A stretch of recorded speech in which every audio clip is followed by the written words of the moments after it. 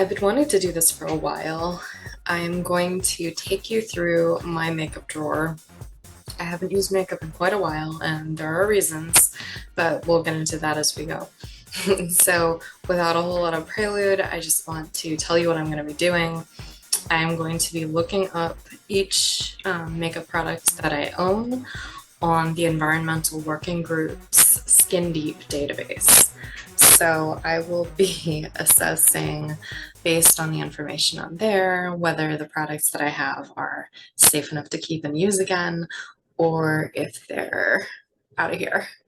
All right, stick with me and let's get started. So here we are on EWG's Skin Deep database, backed by science, designed for you. They have all these different scientific studies that are connected to different ingredients that are in cosmetics. One of the things that they mention is that cosmetics are actually really not regulated very well at all. And when a product is EWG verified, it meets their strict scientific standards for transparency and health. Their team of toxicologists, chemists, and epidemiologists scrutinize every product, empowering you to purchase safer products. So you can just go straight for products that are EWG verified by clicking this. So then there's all these different products, but this isn't what we're doing today. We can come back to this. Search for an ingredient brand or product. So I pulled out some makeup from my makeup drawer, and I'm going to start with just ones that I know are in the box, and maybe I'll put things on like a toxic list and just like to help you out, because I'm sure some of these are ones that you have too. Urban Decay's All Nighter Makeup Setting Spray, long lasting. I actually don't know which one it was. I'm gonna go for it's probably this one. So around the time that I started using that fairly regularly, and I'm not blaming it all entirely on that product, but I have a feeling that the makeup products that I started using around that time contributed to my allergies and immune issues that flared up at that time. There was a lot of like toxins in our apartment at the time because it was super moldy. So I think that actually had a lot more to do with it. But I think that stuff like this may have exacerbated what was going on for me. So we're looking this up on EWG. What does this product rate? Oh dear Lord. Okay, moderate for cancer, high for allergies and immunotoxicity, which is exactly what I was going through at the time. Allergies and immunotoxicity and their interplay. Probably hope I don't have cancer. All right, that's not funny. I'm not trying to be funny. Nervous. Okay, low for that kind, high for use restrictions. Let's see what the use restrictions are. So to do that, you go into individual ingredients that are like flagged. So this one is because of contamination concerns. I'm just gonna look at that anyway, even though it's not the use restrictions that I was looking for. Sodium hydroxide has use restrictions. Fragrance.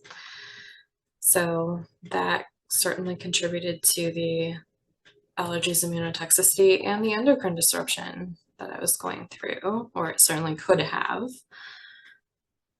God, organ system toxicity and irritation of skin, eyes, or lungs.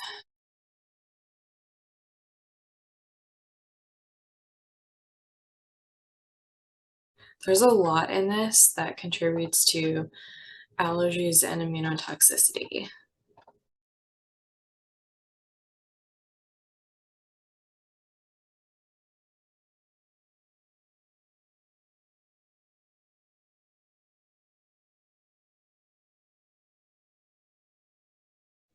Okay, and then BHT is the thing that's contributing to the cancer rating.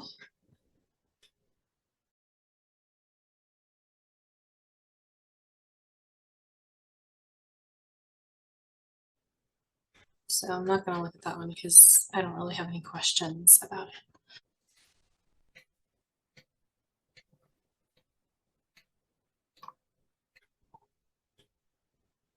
Ethylene oxide. So one of the ingredients in the all-nighter skin setting spray, or skins, oh my god, makeup setting spray. So it's bad for organ systems, and it's a skin, eye, and lung irritant, causing cancer, developmental and reproductive toxicity, known human carcinogen. So it could be in there because it's one of the possible contaminants. And they can't find, there's an error code for dioxane. And then sodium hydroxide, let's see what the use restriction is. This ingredient scores lower when used as a saponification agent, aka in soaps and cleansers. Oh, it's also called caustic soda. You can see why they don't put that on their ingredient list. Oh, it's highly caustic and reactive inorganic base. So let's look at the label information for this. Where is that in the list? Because whatever's at the top is what there's the most of. So like water and denatured alcohol and, and then it decreases from there, at least supposedly. That's what I've heard. Oh my God, look that up. I don't know that. That is not a fact. Where is the sodium hydroxide? There it is. So it's like in the middle of the list, above whatever perfuming agent they used. Okay. Highly caustic. Let me just say, I was spraying this on my face, and like you can't not breathe some of it in. Ugh. So, just a little annoyed about that right now. Sodium hydroxide is not good for organ systems, and it irritates skin, eyes, and lungs. I can definitely say that when I was spraying this on my face and like would accidentally breathe some in, and like I tried really hard. I would like take a really deep breath before spraying it and then like hold my breath the whole time, but then like it's still in the air and like I couldn't get far enough away to not breathe some of it in, and there was like some of it on my face and like breathing that in. Okay, fragrance, endocrine disruption, sucks. Organ system toxicity,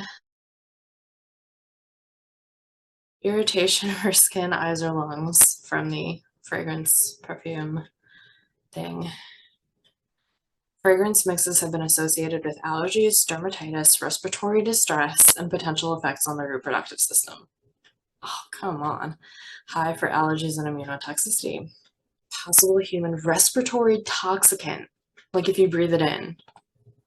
What are they thinking, putting this in a spray that you can't help but breathe in some of? Okay, I'm done with you. Done with you. This is going in a bag and going to hell. Sorry. But look, it's a freaking 7 on a scale from we think there's really nothing wrong with this, that's the EWG verified,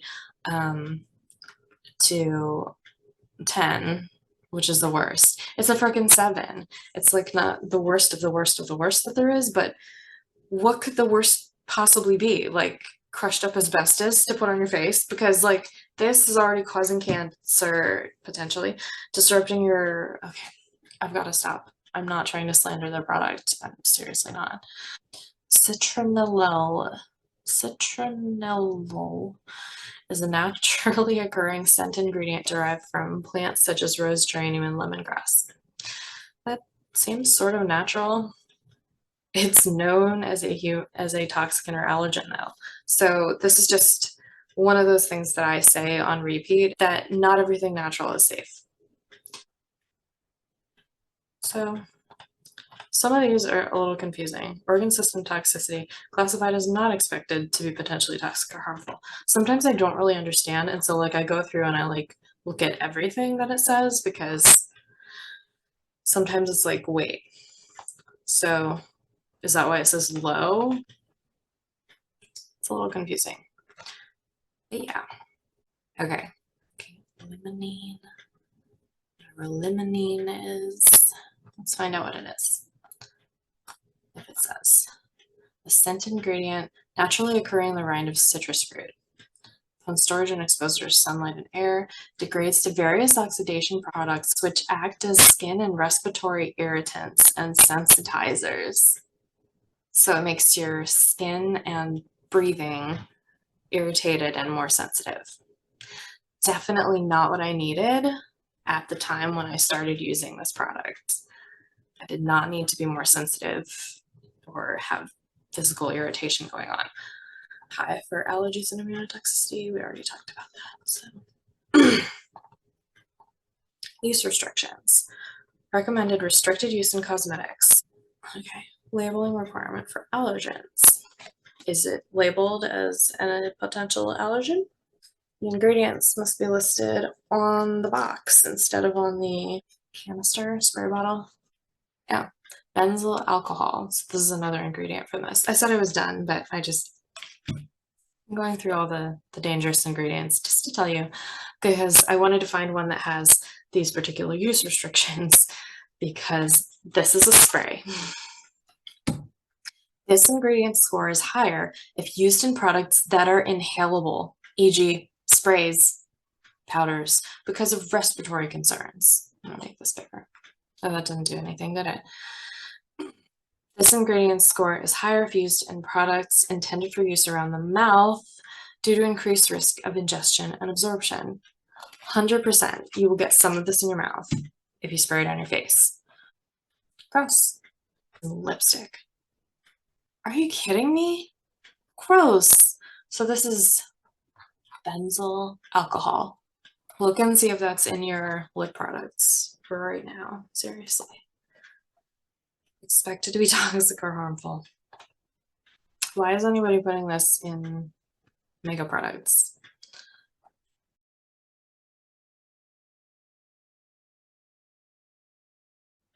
Okay. Let's look at the next thing. I'm going to swing to the other side of the pendulum, or what might be the other side of the pendulum. I got this foundation. I'm trying to whip it off a little bit. Vapor Organic Beauty. I got it at the spa. I needed some makeup for a friend's wedding. I was in the bridal party, and at that time I was like, I don't wear makeup, but okay. So I got this Vapor Organic Beauty Atmosphere Soft Focus Foundation. So I'm going to find that in the Skin Deep database if it's there. Vapor Organic Beauty. Ooh. Vapor Soft.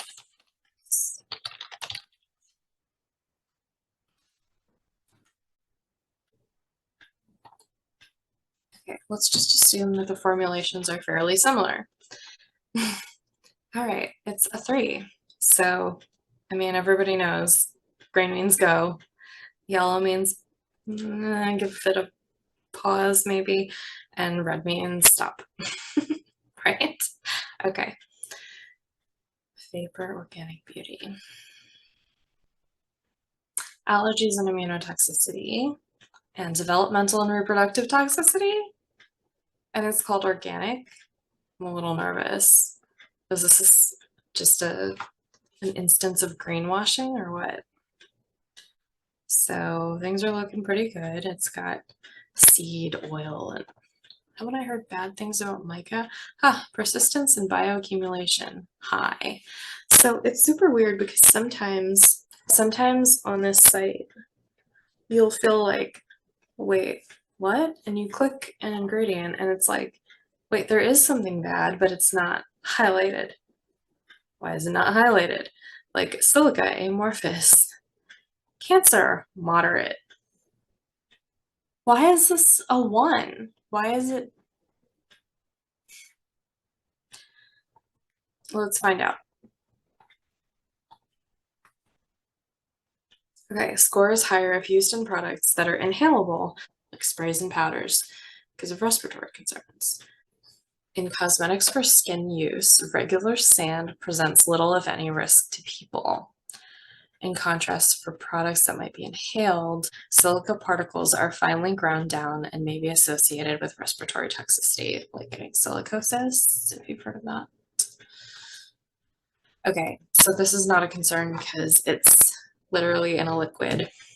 So that is an example of a use restriction, but in the opposite direction of the benzyl alcohol we were talking about. This is a use restriction that makes it okay to have in the product. So that is why it was listed as a 1. I'm going to look at mica too. Why is that okay in a foundation? Type of highly brittle silicate mineral with diverse chemical composition, typically used as a colorant. Okay, so it's not dangerous for all of those things.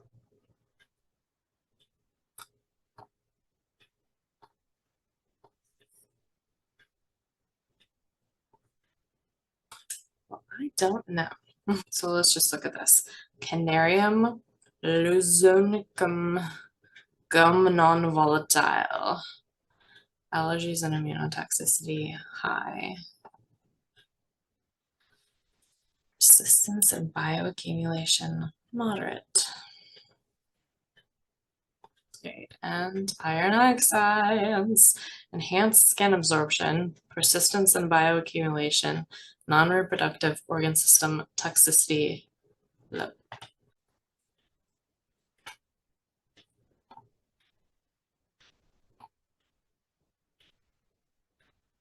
Use restrictions. Restricted in cosmetics labeling requirement for allergens.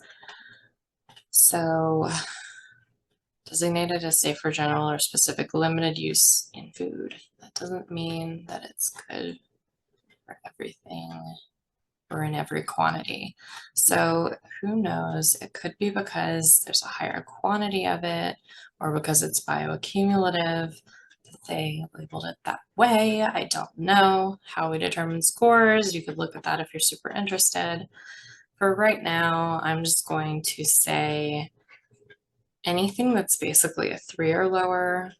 I'm not 100% convinced I'm going to get rid of it at this point, but I am pretty annoyed that all told, this is not a 1 or an EWG verified because it calls itself organic beauty.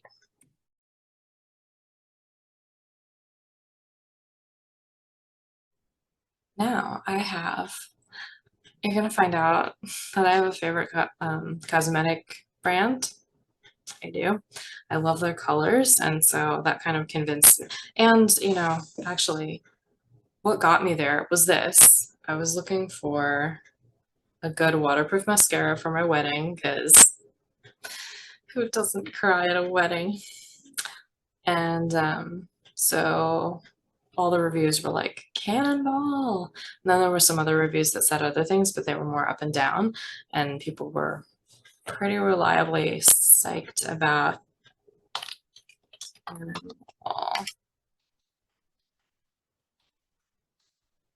Cannonball Urban Decay, showing one product. That's because there is one product. Low hazard, what? Oh, it's so exciting. I get to keep it because I like the product. Really does work. Use restrictions. What are they? Let's find out. Dimethicone. Sorry, I get really excited to say stuff in a goofy, stupid way, so hope you can chill with that. Persistence and bioaccumulation high. I'm comfortable now. Thinking of whatever this is, accumulate. Is there rayon in my mascara and nylon? You're joking, right? All right.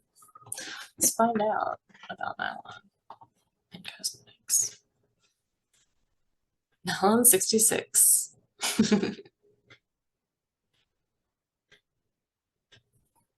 What are the use restrictions? Safe for use in cosmetics, subject to concentration. Okay. What are the use restrictions? Recommended restricted in cosmetics. This is the Demeth account. Classified as expected to be toxic or harmful. I do understand what that says. Limited use in food.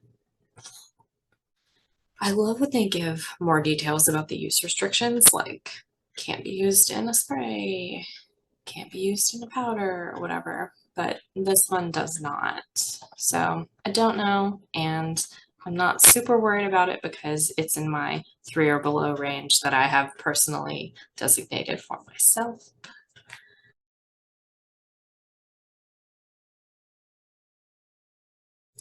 Fourth one for today, and I may cap it after this. I'm not sure. I'm probably gonna film more, but then like chop it up because I don't want each video to get too aggressively long and boring. So I have Revlon. Then nope, sorry, it says lip liner. Why would I get pink eyeliner? All right, the lip liner, soft pink. Oh, Revlon Color Stay. All right, so Revlon Color Stay.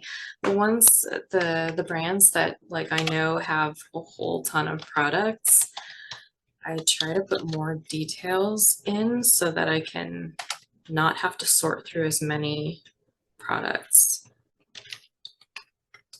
Because otherwise, oh my goodness, do you know how many lip liners Revlon has probably made over the years? Moderate for cancer, allergies, and immunotoxicity. And it has high level of use restrictions. I'm not even going to try and say that. Sorry, I'm trying not to make this take forever and be super boring or whatever. So some random stuff about persistence and bioaccumulation, non-reproductive organ system toxicity. Did anybody else just think of system up and down? Because I did.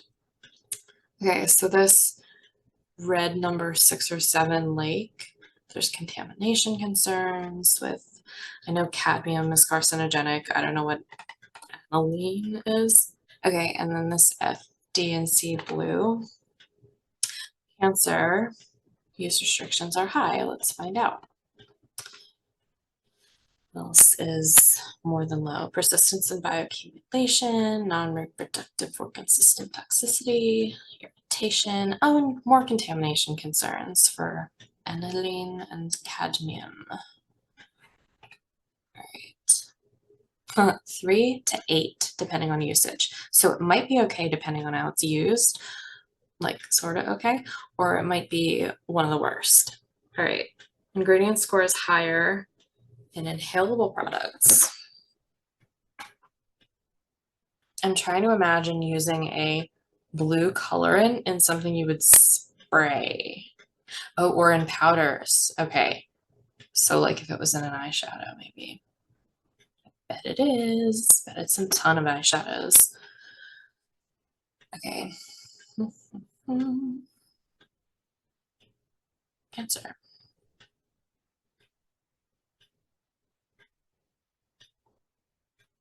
So let's look at aniline. Nope, can't find it. And cadmium, can't find it.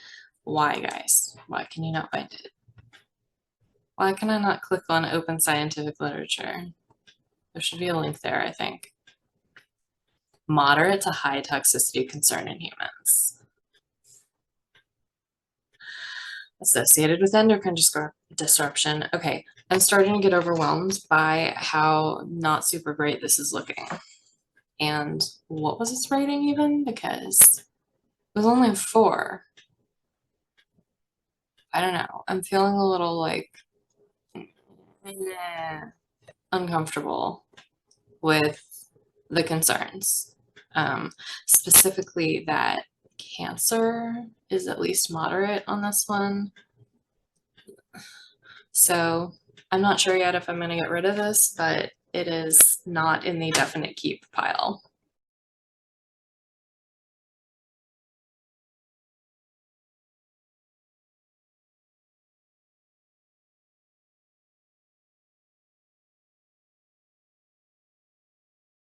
Thank you for watching. I hope this was informative and helpful, and that you can bear with this sort of uh, low video quality for today.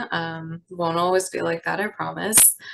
But yeah, if you could hit the like button, that would help me so much. I'm trying to build this channel, and you can subscribe, leave a comment, all of that helps. I'd really appreciate it. And let me know in the comments if any of these are products that you've been using and how you're feeling about them right now.